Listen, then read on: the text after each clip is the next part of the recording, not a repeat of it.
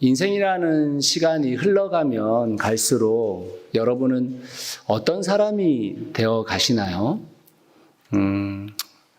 주보에 기재한 그 괄호에 뭐뭐가 되어가는 인생이라고 얘기할 때 그 괄호 속에 여러분은 어떤 말을 써넣으실 수 있으신가요? 최근에 싱어게인이라는 그 오디션 프로그램에 나온 한 참가자가 자신을 소개할 때 나는 괄호 가수다 이렇게 얘기해야 되는데 그 괄호 안에 뭐라고 났냐면 나는 무모한 가수다 이렇게 이야기를 했습니다. 왜 그런지 들어보니까 그분은 원래 음악을 하던 분이 아니고 대학을 들어가서 전공을 하다가 음악이 너무 좋아서 가수가 되기 위해서 별짓을 다 해봤다 하더라고요. 그래서 정말 무모한 가수다 이렇게 표현을 했는데요. 근데 아이러니하게도 또 싱어게인에 나온 이유가 뭐냐라고 물으니까 그 가수이신 분이 이렇게 얘기를 했어요. 내가 지금까지는 무모한 가수로서 도전하며 살았는데 점점 겁쟁이가 되어가는 것 같다. 그래서 이 싱어게인을 통해서 다시 무모한 가수가 되기 위해서 이 싱어게인 오디션 프로그램에 참석했다. 이런 이야기를 했습니다. 저는 그 말이 좀 동감이 되더라고요. 저는 그 괄호에 겁쟁이가 되어가는 인생 이렇게 저는 적었어요. 저는. 젊은 사람이 대단한 열정을 가지고 무언가에 도전하면 많은 칭찬을 하기도 하지만 어른들 중에 가끔 그런 말을 하시는 분이 있어요. 나이 먹어봐 이런 말 또는 결혼해서 애 낳아봐 이런 말들 하시는 분들이 계시죠. 그건 다시 말하자면 그럴 때 되면 너처럼 지금같이 열정적이지 못할 거야 이런 말이잖아요. 저도 그런 얘기 많이 듣고 살았습니다. 근데 이상하게도 연륜이 좀 생기고 내 소유도 좀 많아지고 또 내 마음도 과거보다 편안하면 더 많은 열정과 패기로 도전해 볼 텐데 이상하게 그렇게 되는 경우가 많지가 않아요. 겁쟁이가 되어갑니다. 여러분은 어떠신가요? 여러분 안에 열정과 패기가 지금도 살아 있으십니까? 자녀를 낳아서 키우고 계신 여러분들은 어떠십니까? 청년들은 또 어떠신가요? 여전히 열정적이고 패기가 있다고 생각되어지는 분들이 얼마나 될까? 사실 대부분의 사람들은 수천 번의 실패를 통해서 걸음마를 배운 사람들입니다. 그렇죠? 실패해도 다시 도전했고 그 수많은 도전을 통해 여기까지 왔잖아요. 그런데 이제는 실패를 두려워하는 사람이 되었습니다. 패기가 사라지죠. 한 사람의 인생이 이렇게 변해가듯이 그리스도인의 열정과 패기도 점점 사라져가는 것 같습니다. 더 이상 도전하지 않고 현실에 안주한 많은 분들을 보게 되어지죠. 대부분의 영역에서 위축된 그리스도인을 만나는 경우가 대부분, 열정과 패기가 여전히 살아있는 그리스도인들을 만나는 게 쉽지만은 사실 않습니다. 저는 오늘 여기 계신 모든 분들이 아브라함을 통해서 그리스도인의 패기가 좀 회복됐으면 좋겠다 하는 생각을 갖습니다. 아멘이십니까? 창세기 14장 말씀은요, 어떤 이야기냐면 아브라함과 롯이 서로 네가 좌하면 내가 우하고 내가 우하면 너 좌우한다. 그래서 서로 이제 떨어져서 살기 시작했죠. 그렇지만 떨어져 살았지만 아브라함과 롯이 속한 그 도시 공동체, 이 도시 공동체라는 뜻은 무슨 말이냐면 우리가 일반적으로 어떤 나라를 의미할 때 블레셋 이런 나라를 할 때 그 블레셋이란 나라에 왕이 한 명 있었던 게 아니에요. 블레셋이란 나라에는 왕이 4명 있었습니다. 그러니까 도시마다 왕이 있었어요. 그래서 도시 공동체를 이룬 나라가 되는 것입니다. 그러니까 이 아브라함 때도 마찬가지인 거예요. 도시가 있습니다. 예, 우리로 말하면 그 도시마다 서로 언약 관계를 맺었어요. 그 언약 관계를 맺은 6나라가 존재하고 있는 겁니다. 그런데 그 6나라가 이제 소돔도 속하고 아브라함이 있는 곳도 속한 거죠. 근데 이에 적대 관계를 갖고 있었던 5나라에서 이 나라에 쳐들어오게 된 거예요. 그리고 그 나라 중에 소돔이라는 나라에 쳐들어와서 그 나라에서 사람들을 노예로, 포로로 끌고 가고, 그리고 여러 전리품들, 모든 재물들도 뺏어가게 된 것입니다. 여러분, 고대 사회에서 전쟁은 어떤 시기에 일어날 것 같으세요? 전쟁은 언제 일어날 것 같습니까? 막 아무 때나 전쟁할 것 같아요? 우선 우기에는 전쟁 안 합니다. 예, 우기에는 전쟁 못 하죠. 예, 지금처럼 이런 시대가 아니기 때문에 대부분의 전쟁은 언제 일어나는 거냐면 추수 때 일어나는 겁니다. 추수가 끝난 시기에 그 추수한 물품들을 빼앗기 위해서 전쟁을 하는 거거든요. 그러니까 지금 이 전쟁도 마찬가지예요. 결과적으로 추수를 한 물품들을 뺏기 위해서 전쟁이 벌어진 겁니다. 그러니까 전리품이 대단했겠죠. 그런데 그때의 아브라함이 소돔에 있는 롯의 가족들이 포로로 잡혀가고 그곳이 함락됐다는 소리를 듣고 약속, 동맹의 관계 속에서 아브라함이 그들을 쫓아갑니다. 적군들을. 그래서 거기에서 롯과 가족들을 다시 데려오고 또 거기 소돔에 있었던 많은 잡혀간 사람들도 다 데려왔겠죠. 그리고 전리품, 빼앗긴 전리품들도 다 걷어서 다시 들고 왔는데 그 들고 온 장면 속에서 소돔 왕과 아브라함과의 만남이 14장 21절에서 24절에 기록되어져 있습니다. 같이 한번 읽어보도록 하겠습니다. 시작. 소돔 왕이 아브라함에게 말하였다. 사람들은 나에게 돌려주시고 물건은 그대가 가지시오. 아브라함이 소돔 왕에게 말하였다. 하늘과 땅을 지으신 가장 높으신 주 하나님께서 나의 손을 들어서 맹세합니다. 그대의 것은 실오라기 하나나 신발끈 하나라도 가지지 않겠습니다. 그러므로 그대는 그대 덕분에 아브라함의 부자가 되었다고는 절대로 말할 수 없을 것입니다. 나는 아무것도 가지지 않겠습니다. 다만 젊은이들이 먹은 것과 나와 함께 싸우러 나간 사람들, 곧 아넬과 에스골과 마므레에게로 돌아갈 목만은 따로 내놓아서 그들이 저마다 제 몫을 가질 수 있게 하시기 바랍니다.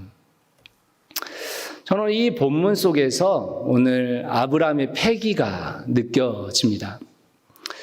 첫 번째 아브라함의 패기는 어디에서 느껴지는가? 나의 당연한 권리를 포기하는 데서 느껴지는 거예요.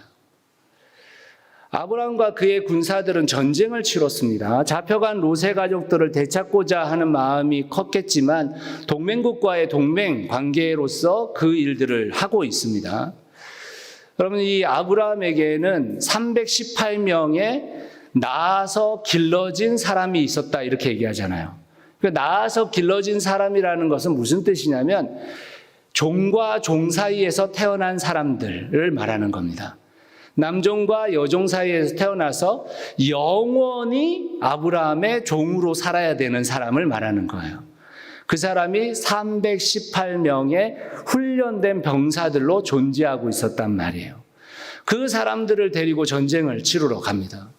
여러분, 굉장히 험난한 여정이었겠죠. 이미 소돔과의 전쟁이 벌어졌고 그 전쟁에서 취한 전리품과 포로들을 데리고 그들은 떠난 상태예요.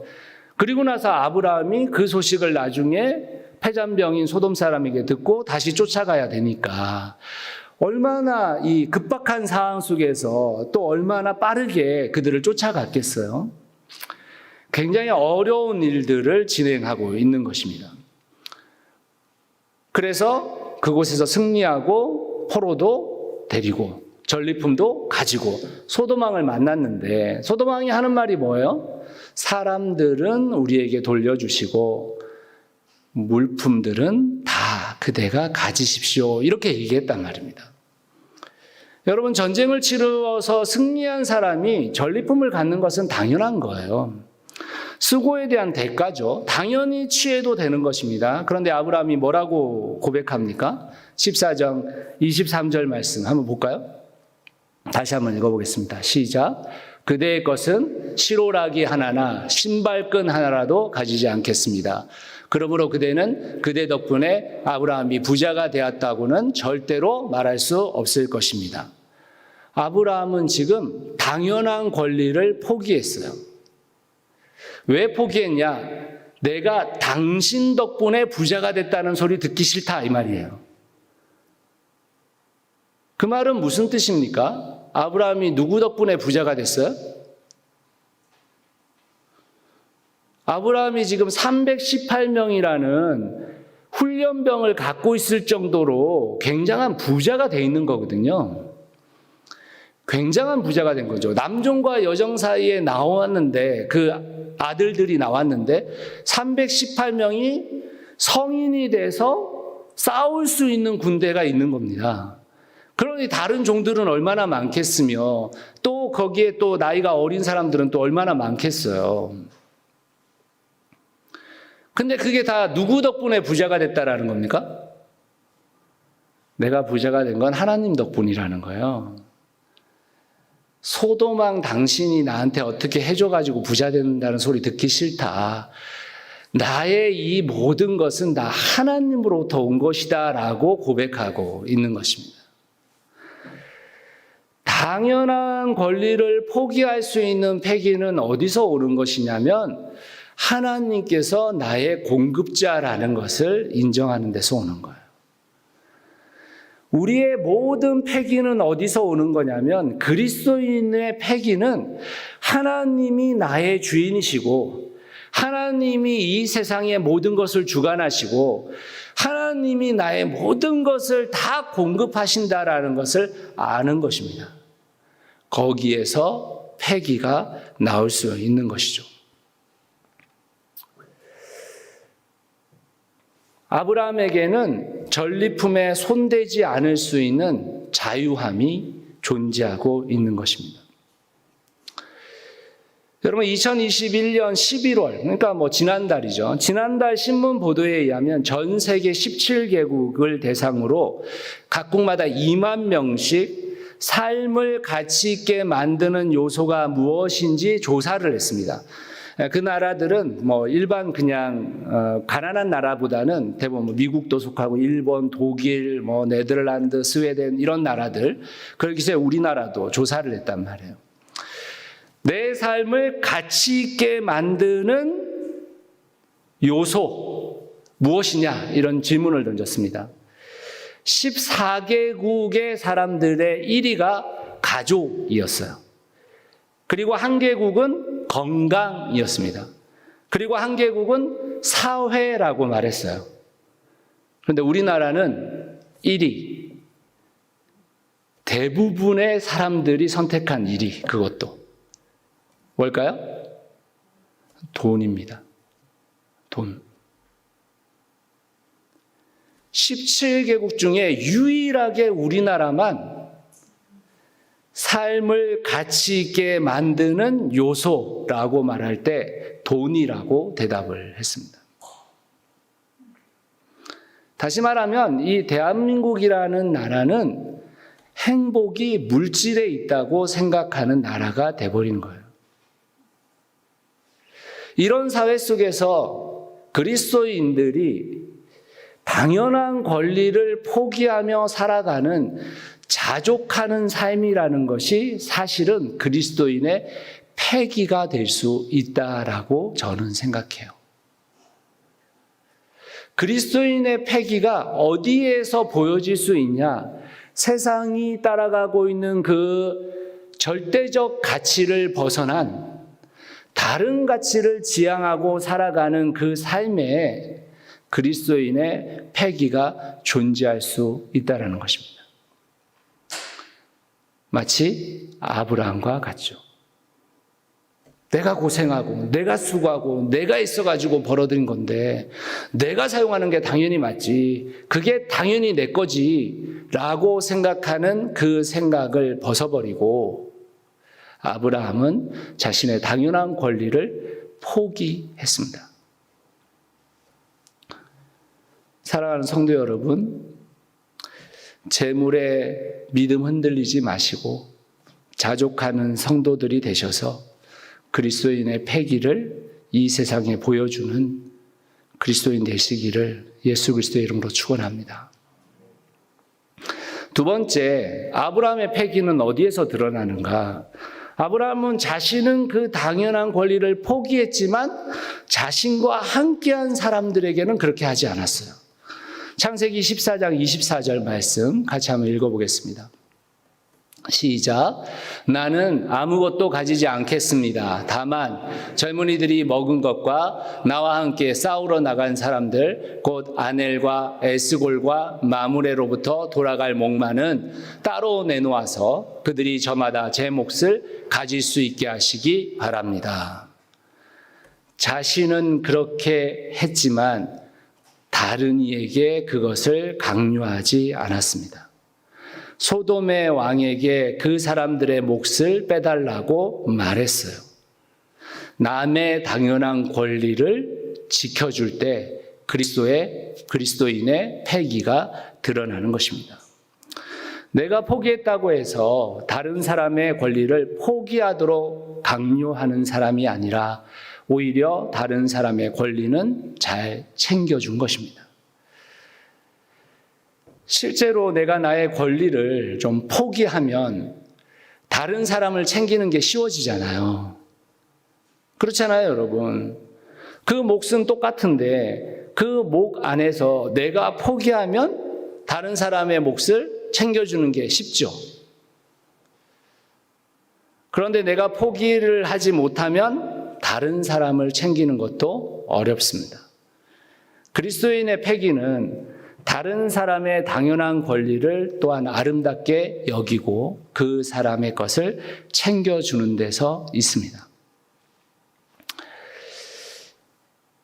아브라함의 이러한 모습은 도대체 어디에서 비롯됐을까? 우리가 생각할 때 아브라함의 패기가 사실은 그렇게 많지 않았잖아요, 지금껏.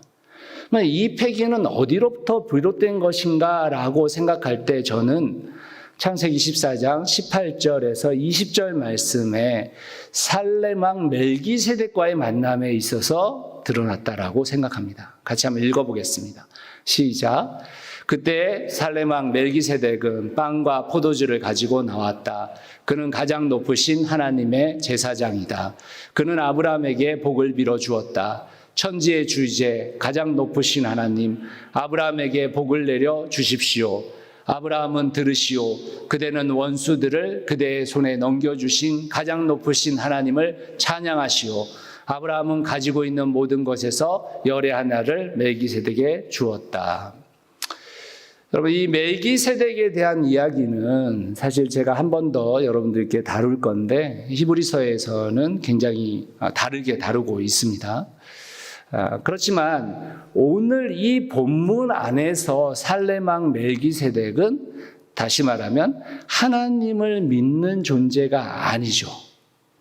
근데 재밌는 건 거기에 보면 하나님의 제사장 이렇게 써 있잖아요. 그럼 구약 성경에는 하나님을 나타내는 단어가 두 단어가 있습니다. 엘로힘이라는 단어가 있고 야훼라는 단어가 있어요. 그런데 구약 성경에서 사용되어진 엘로힘이라는 단어를 우리말로 하나님이라고 번역했는데 그 말은 사실 신이라고 대답하는 것이 맞습니다.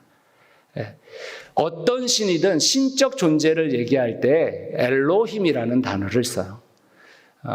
대부분 우리가 믿는 하나님이라는 단어를 구약에서 사용할 때는 야훼라는 단어를 쓰는데 그 단어는 여호와라는 단어로 번역되어져 있다고 보시면 돼요.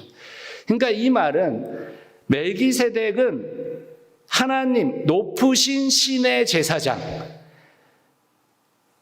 천지의 주제 가장 높으신 신이시여 아브라함에게 복을 주시오라고 이야기했던 사람인 것입니다. 저는 이 멜기세덱의 고백이 아브라함을 자극했다고 생각해요. 아브라함이 전리품을 갖고 돌아왔을 때 멜기세덱을 먼저 만난단 말이에요. 근데 그 멜기세덱이 너에게 승리를 주신 그분이 이 천지의 주제시다. 너에게 그 복을 주신 그 신이 이 땅의 주인이시다 라고 하는 고백을 들었단 말이에요. 그것도 하나님의 제사장이, 다른 이방인 왕의 제사장이 지금 그 고백을 했단 말입니다. 여러분 어떠세요? 우리끼리 이렇게 모여있을 때, 그리스도인끼리 모였을 때 그리스도는 우리의 주인이십니다. 그리스도의 우리의 하나님이시고 이 세상의 모든 것을 다 주관하시는 분이십니다 라는 이 고백은 사실 우리를 그렇게 자극하지 않죠. 그렇지만 여러분 생각해 보세요. 우리 박정숙 자매님 주위에 있는 하나님을 믿지 않는 사람이 야, 네가 믿는 그분이 진짜 하나님이긴 하나님인가 보다. 야, 네가 믿는 그 하나님이 이 세상의 주인이 맞긴 맞나 보다. 여러분 이런 고백을 들었다면 자극이 되시겠어요? 안 되시겠어요? 저는 자극이 됐다라고 생각해요. 그 고백이 아브라함을 자극했습니다. 그러니까 그 고백을 어떻게 하는 거예요? 살아내는 거죠. 그 고백이 헛된 고백이 되지 않도록 만드는 것이죠. 우리의 삶 가운데서 얼마나 자주 우리의 고백이 믿음의 삶으로 실행되지 못하는 게 많습니까? 예수 그리스도가 나의 구주라고, 구원자라고, 주인이라고 그렇게 말하지만 실제로 우리의 삶 가운데서 그분을 주인으로 모시고 산 적이 몇 번이나 있겠어요. 아브라함은 그 고백을 헛되이 하지 않은 것입니다. 그 고백이 믿음의 실제가 되게 만든 것입니다. 거기에서 그리스도인의 패기가 드러나고 있는 것이죠. 사랑하는 성도 여러분, 우리가 그리스도인으로서 함께 모여서 예배드리는 그 현장에서 그리스도인의 패기는 잘 나타낼 수는 있지만 그것이 진짜인지 아닌지를 판단하는 게 어려워요. 정말 그리스도인의 패기는 우리가 함께 고백한 그 고백을 내 직장에서, 내 가정에서, 내 학교에서, 내 삶의 터전에서 그 고백대로 살아갈 때 가능한 것이죠. 그게 진짜 패기가 되는 것이죠. 정말 앞에 놓여진 그 전리품이 엄청나지만 나는 이것이 아니라 오직 하나님이 나의 공급자임을 너에게 고백한다. 소도망 너로 인해서 내가 이 재산을 쌓은 것이 아니고 하나님께서 나에게 주신 복으로 인해서 이것이 가능케 된 것이다. 그것을 아브라함은 외치고 있는 것입니다.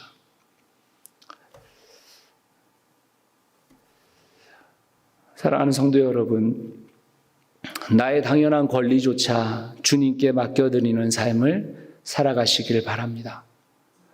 나의 당연한 권리는 포기해도 다른 이의 당연한 권리는 또 챙길 수 있는 마음이 있으시기를 간절히 소원합니다. 언젠가 여러분에게 그러한 시기가 올 거예요. 우리 주님은 우리 인생을 시험하기를 원하시는 분이시거든요. 그 시험을 통과하기를 기대하시는 분이시거든요. 그때 패기 있게 우리의 믿음을 삶으로 드러낼 수 있기를 바랍니다. 그러면 예수 그리스도를 믿지 않는 이들을 통해 지극히 높으신 하나님이 찬양을 받게 될 것입니다. 오늘 아브라함의 패기가 우리의 패기가 되고 우리의 삶이 되어지기를 간절히 소원합니다. 말씀의 결론을 좀 맺겠습니다. 여러분, 크리스마스가 다가오고 있죠? 네, 이제 뭐 다음 주 토요일 날이 크리스마스인데, 크리스마스는 몇 월 며칠입니까? 12월 25일, 그죠? 네, 뭐 애들도 다 알 거예요. 자, 그러면 여러분, 12월 25일 날 예수님이 정말 태어나셨을까요? 어떻게 생각하세요? 정말 태어나셨을까요? 대부분 다 아니라고 생각하실 거예요. 네. 근데 그 아닌 이유가 뭔지 아세요? 12월 25일 날 태어날 가능성이 없다라고 생각하는 이유. 네.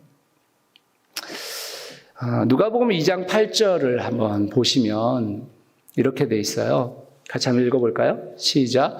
그 지역에서 목자들이 밤에 들에서 지내며 그들의 양떼를 지키고 있었다. 이 한글 번역으로는 사실은 저 구절이 좀 이해가 안 돼요. 근데 저기에 들이라고 써져 있는 단어가 있죠. 그 들이라는 단어는 헬라어에서 아그라울레오라는 단어예요. 농경지라는 뜻입니다. 농경지. 우리가 말하는 저 초월의 들판을 말하는 게 아니라 농경지를 말할 때 아그라울레오라는 단어를 사용해요. 여러분, 우리는 여기 목자분들이 계셔서 이 말이 좀 어떠시는지 모르겠는데, 여러분 구약시대의 목자라는 존재는요, 우리가 생각하는 그런 존재가 아닙니다. 우리는 목자 하면 되게 목가적이고 굉장히 피리 불고 이럴 거라고 생각하고 굉장히 예수님을 또 목자라고 표현하셨으니까 굉장히 좋은 이미지를 생각하지만 구약 성경에 나오고 있는 목자라는 존재는요, 소위 말하면 개망나니들을 말하는 거예요. 도저히 그 마을에 살기 어렵겠다 싶은 애들한테 3, 4개월, 6, 7개월을 양이나 치고 너는 마을 밖에서 살아 이 말이에요. 목자라는 존재를. 심지어 목자라는 존재는 그 당시에는 국경이라는 게 없었기 때문에 국경을 넘나들잖아요. 스파이라는 단어하고 동일하게 사용됐습니다. 뿐만 아니라 또 하나는 동성애자라고 표현되기도 했어요.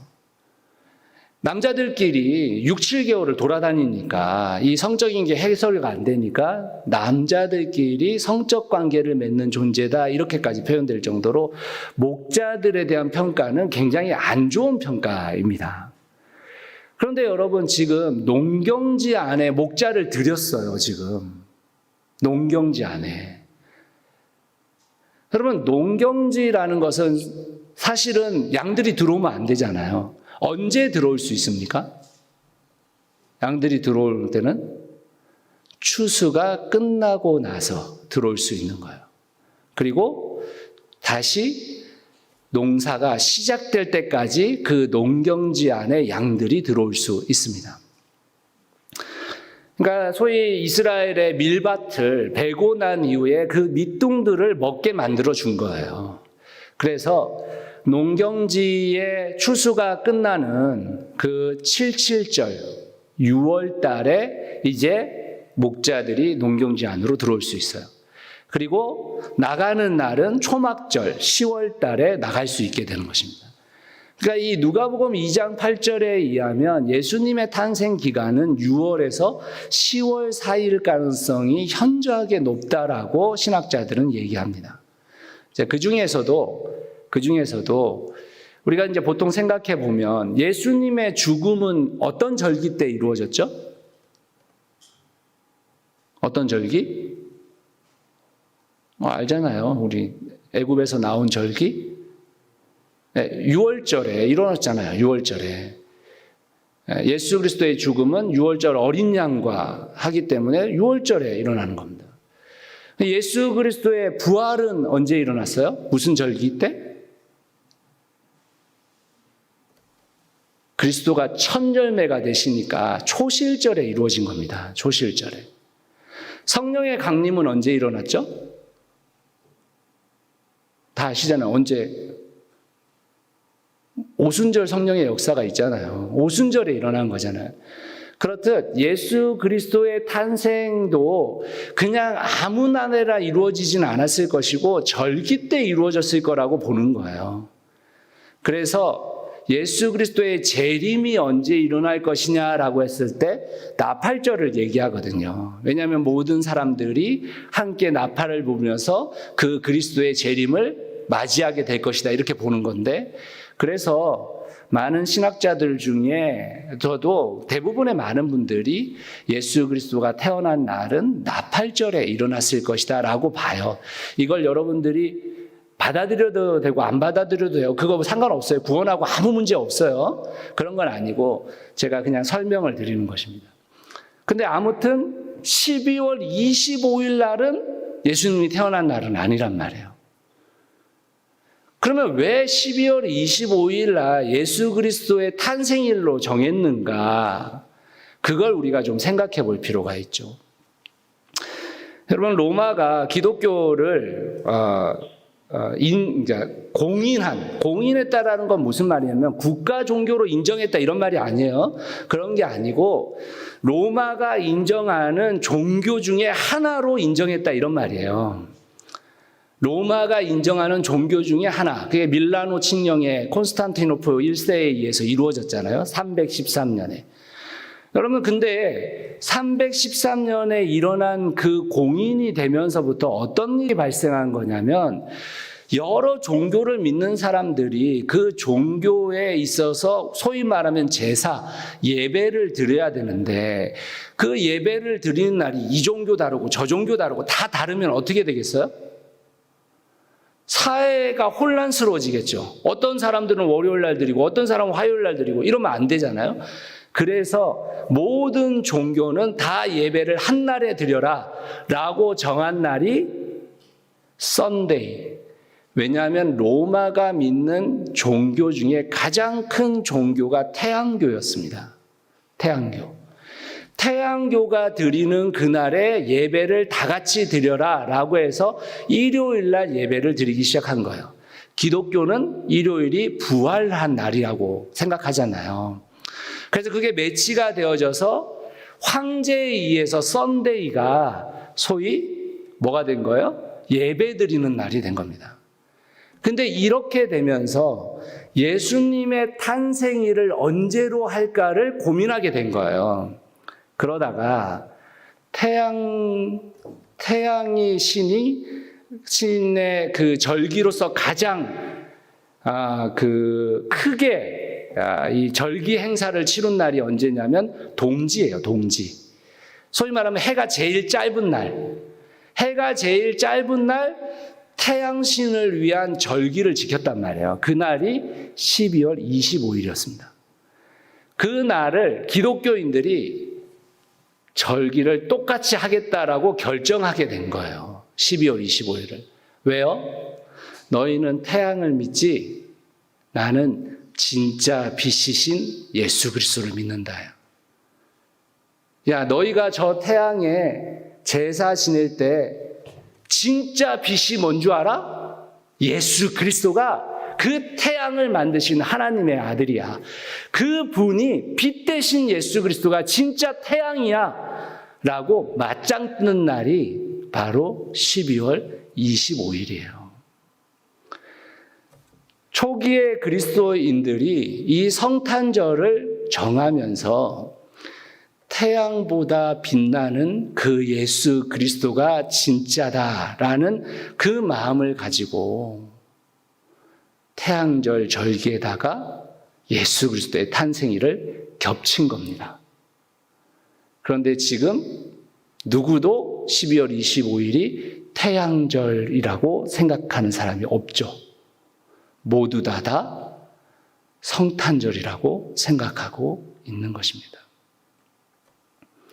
이 성탄절에 대한 제정은 그리스도인의 진정한 패기에서 나온 거예요. 여러분, 과거의 그리스도인들이 지금의 우리보다 더 많은 것을 갖고 있었던 것은 아니겠죠. 과거의 그리스도인들이 지금의 우리보다 시간이 더 많은 것도 아닐 겁니다. 삶이 고되고 어려웠던 것도 우리보다 덜하지 않았을 거예요. 그런 그들이 세상에 동화돼서 겁쟁이로 살지는 않았다는 것입니다. 무모해 보이지만 적어도 그들의 삶의 자리는 믿음에 기반한 패기로 가득했다는 것입니다. 사랑하는 성도 여러분, 우리는 그 패기가 지금 있으십니까?